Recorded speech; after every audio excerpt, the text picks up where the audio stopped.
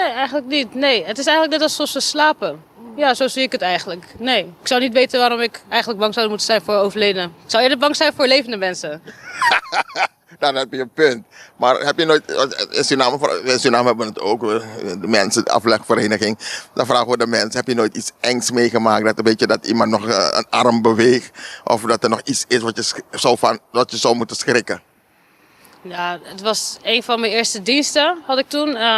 Toen was ik bezig met diegene te keren, omdat ik de doek eronder moest verschonen. En toen draaide ik weer terug en toen maakte diegene een zucht. Een zucht? Een zucht. Daar schrok ik wel even van. En toen dacht ik van, oh nee, rustig aan Ash. Het is gewoon het laatste adem wat er eigenlijk uitkomt. Dus zodoende eigenlijk. Maar dat was eigenlijk, ja... Het was even schrikken, maar het was niet dat ik denk van, oh, ik ga nu wegrennen of zo. Dat zeker niet, nee. Nee, want ik zou veel mensen zouden wegrennen. Ja, als je hoort, als iemand, maar dat is normaal dan. Ja, dat is zeker normaal, ja. Want in Suriname krijg je van die verhalen, of hier in Nederland natuurlijk ook, hoeft niet alleen in Suriname zo te zijn. Maar je hoort wel eens verhalen dat iemand dan nog zijn ogen opent of zo. Nee, dat heb ik gelukkig nog nooit meegemaakt. Waarschijnlijk ga ik dat ook nooit meemaken. Ik geloof daar niet helemaal in dat dat zo zou kunnen gaan gebeuren. Nee.